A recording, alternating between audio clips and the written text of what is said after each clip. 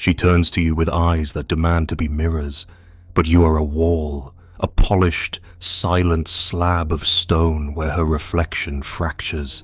In that moment, something inside her blinks not from pain, but from recognition. She's seen this expression before, in statues of forgotten gods. You didn't speak. That's what terrified her. You didn't flinch, didn't reassure, didn't validate. Her beauty, her wit, her little stage tricks, they hung in the air like silk scarves tossed to a corpse. The silence wasn't passive. It was disapproval without motion, rejection without rejection, and somewhere inside, a childhood thread unraveled. Her approval of herself was built entirely from the gaze of others. And now you are the first man to stare through her, rather than at her. What she calls love, you see as addiction. What she thinks is charm, you recognize as performance. You don't punish her, you don't reward her, you erase her stage. And in that hollow space where applause once lived, she hears the echo of her own emptiness. If this whisper already knows, you let it echo. Like the video. Leave your shadow in the comments. Subscribe. And stay near the silence. She only dances when you pull the thread without your gaze. She forgets her script. You watch her smile, and it feels like watching a flower bloom in a room with no sun. Every motion is calculated, yet fluid, the kind of grace that isn't grace at all, but choreography. Her laughter is not spontaneous. It's cued by your nod, punctuated by your silence, and drowned by the applause she imagines you will give. She is a puppet, not by your making, but by long habit. And now, you hold the invisible thread she doesn't know she handed to you, the thread she once used to strangle men who mistook her beauty for depth. But you don't move, you don't tug, and she begins to falter. The dance stutters. It begins subtly. A blink that lasts too long. A joke that lands in still air. Her body adjusts to the absence like a marionette trying to dance without a puppeteer. She turns herself toward you again, hoping for a cue. But your gaze remains cold, not cruel, but indifferent. Not blank, but unreadable. You are not reacting, and in this world she's built from response. You are unlivable. The first illusion to crack is her confidence. Not the mask she wears, but the engine beneath it.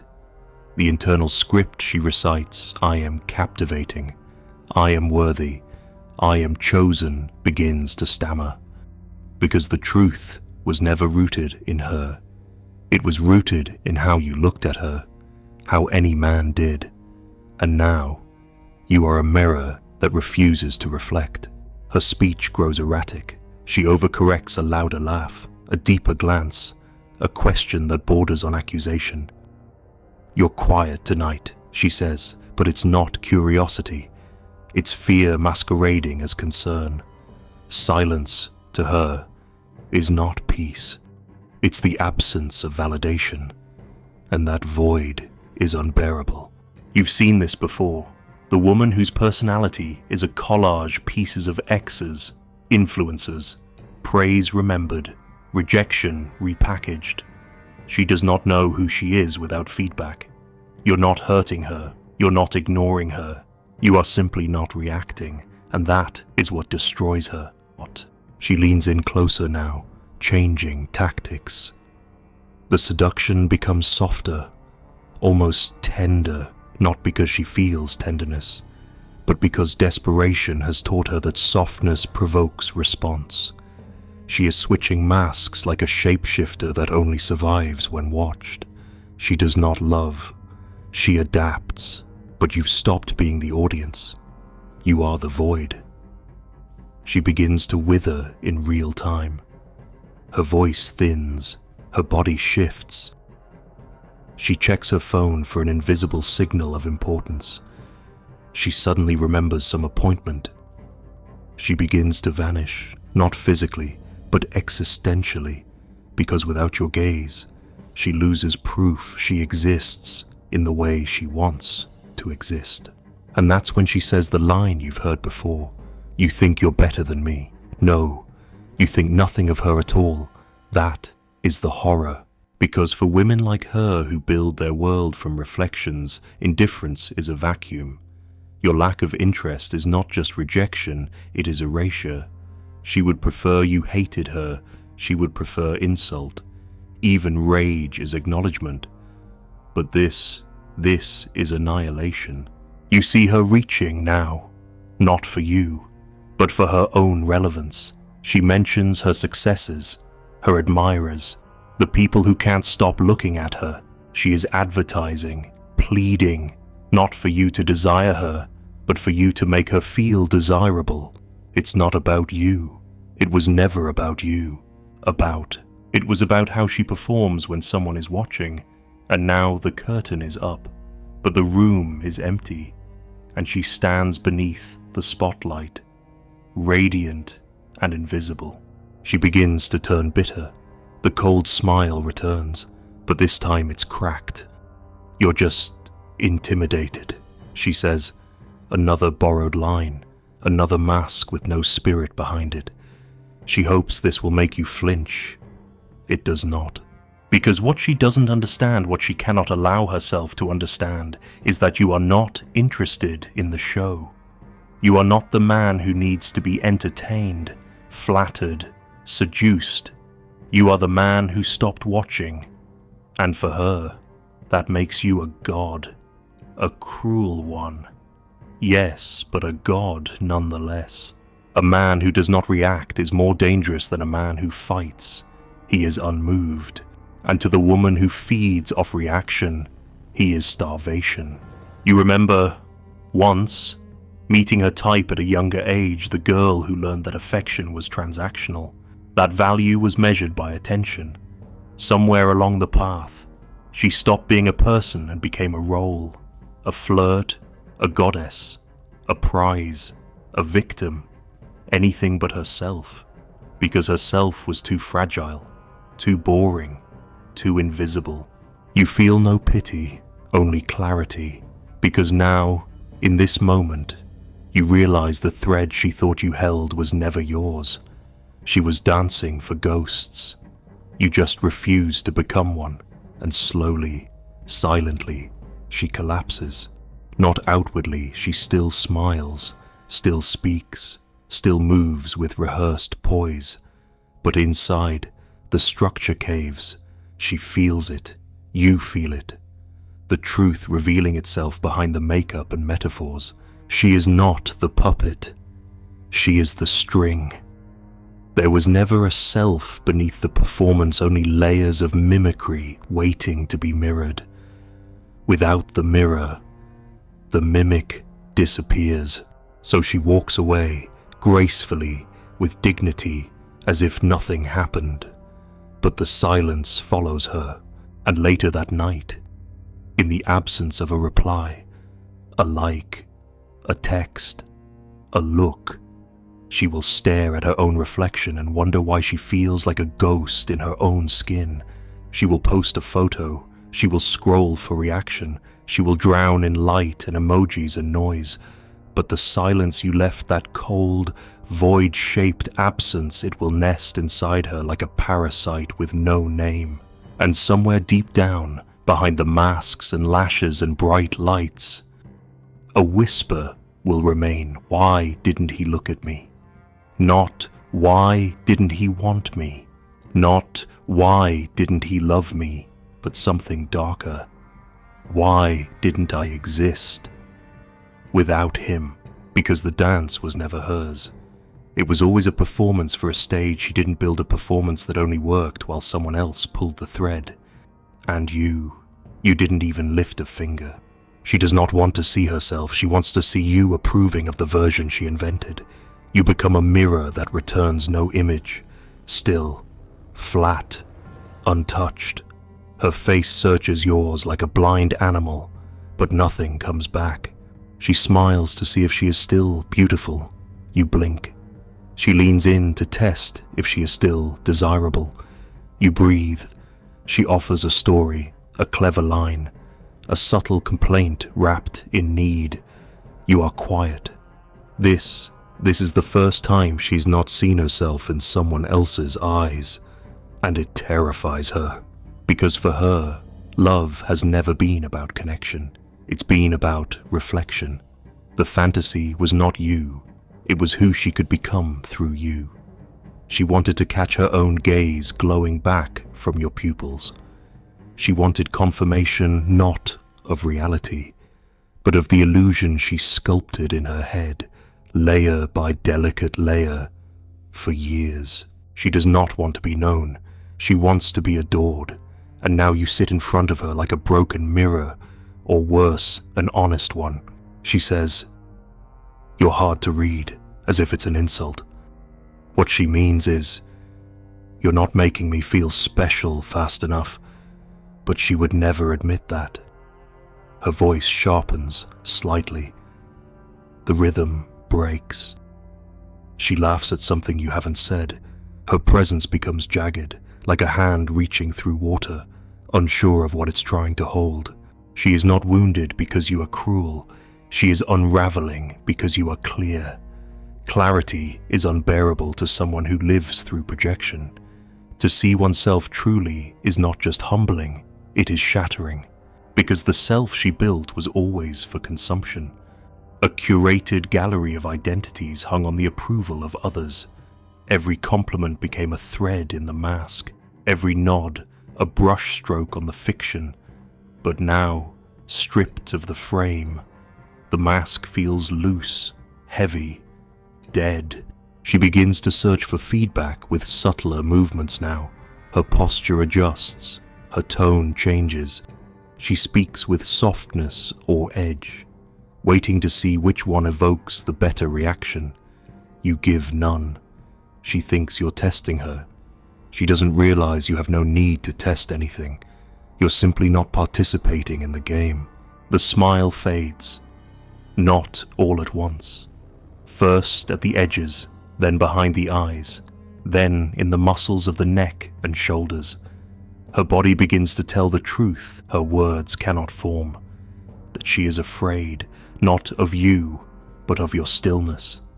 It exposes the absence inside her more clearly than any insult could. You notice the smallest things. Her pupils widen, a nervous habit. She touches her hair too often. She swipes at her phone like a life raft, trying to show you messages, attention, status. She floods the space with digital proof of her value, as if your silence could be overwritten by enough external praise. But it cannot, because your silence is not emptiness, it is awareness. She accuses you of arrogance, but it is projection. You are not proud, only detached. You have no need to elevate yourself above her. You simply don't place yourself beneath her spell. That makes you unclassifiable, and to her, that makes you dangerous. In her world, men exist in two types: those who chase her, and those who ignore her because they're intimidated. But you are neither. You watch her without hunger. You observe without reaching. You listen, not to judge, but to see what is real beneath what is performed. There is no script for that. And now, like an actress trapped in an unscripted stage, she begins to falter. She repeats stories. She exaggerates. She becomes louder, then quieter, then flirtatious, then distant. Each shift is not choice, but panic. She is throwing versions of herself at the wall to see which one will stick, which one you'll approve of, which one will bring back the old game. But nothing returns from your eyes. The mirror is still. She mentions other men. She mentions her power. She casually implies that she is desired. This is not pride, it is bait. She wants your envy, your jealousy, your validation through competition. If you react, she wins. If you do not, she doubts her own value. You are no longer an individual to her. You are a measuring device, but you refuse to measure. She grows quiet. Not because she is calm, but because she is searching for the version of herself that will work on you. She has not found it yet. And in that absence, her sense of identity frays. For you, it is peaceful. For her, it is disintegration. She was never taught to live without reflection. She was never taught that being seen is not the same as being loved. And now, in this hour, in this exchange, she is being seen, but not through her filters, not through her illusions. She is being seen plainly, and it's unbearable. You say little, but your silence says, I see what you're doing. Not cruelly, not smugly, just clearly. She cannot handle that kind of gaze. She wants light, not clarity, applause, not presence, projection, not perception. So she recoils. She may smile again, but now it is brittle. The smile is no longer bait. It is armor. She has realized something she will not speak aloud, that her ability to extract attention from men is not universal, that not all men will bow, that not all men are mirror enough to reflect the fantasy she spent years rehearsing. You have broken the contract, the unspoken agreement that a man will either worship or resent her. You do neither. You simply witness. And that, to her, is violence. Because the woman who cannot live without the mirror cannot survive the man who won't reflect. She may accuse you of coldness, of being emotionally unavailable, of being too detached. These are the final attempts at control, not of you, but of the narrative. She needs you to be wrong, so that she can be right. Because if you're not wrong, then something in her story collapses, and you already know it will. When she leaves, she will walk with careful pride. She will convince herself that you were just another emotionally repressed man. She will post something clever, something distant. She will regain her reflection in the faces of others. But alone in silence, she will wonder, why did his gaze feel so real? Why didn't he react? What did he see that I couldn't? And that question will haunt her. Because the one thing she cannot tolerate more than rejection, more than indifference, is the possibility that she has no self outside the roles she plays. And when you refuse to play back, you didn't just break the mirror. You made her look at what it never showed. Strip away applause, and what remains is not woman, but absence. The moment she realizes you're not watching is the moment she forgets her lines. Not in the theatrical sense, not in the conscious stumble of a performer, but in the deeper, more terrifying sense of a self eroding without witness. She fidgets, not because she's nervous, but because the spotlight has gone dark, and when no one is watching, the act loses meaning. Her voice, once melodic and timed to perfection, becomes thin and brittle, a thread unraveling in silence. You are still there, but not as an audience. You've stepped out of the role she assigned you, and for her, that is worse than absence. That is death by erasure. You've removed the stage, and now she floats. She performs because performance once protected her. It gave her charm, power, control, the illusion of being seen. But now, the curtains have fallen. The theater is quiet. You, the only soul she hoped to trap with applause and clever monologue, have ceased to respond. The silence is not empty. It is loaded, heavy. It strips her not only of power, but of definition. She keeps speaking, telling stories with no roots, adjectives without nouns, gestures without gravity. Her world is breaking into fragments, beautiful fragments, practiced fragments, but without a center, without you to orbit. She becomes formless. This is not about love. This is not about desire. It never was. It is about attention, and deeper still, about existence. For her, attention is not praise, it is proof that she matters, that she is real, that someone sees her, and thus, she is. Without your eyes, she doubts she is anything at all. You watch this unfold with the cold stillness of someone who has already understood. Not from books, but from memory. You've seen what applause does to a soul, how it grows louder to be heard, emptier to be loved. You've seen how women like her construct entire identities out of echoes, every man a mirror, every room a stage, every silence a threat. You do not offer cruelty, you do not mock her. That would require engagement. And that is the very thing she cannot manipulate your refusal to enter the theater. She becomes theatrical in new ways. She leans on vulnerability, hinting at old wounds. She talks of pain, of betrayal, of past lovers who couldn't understand her.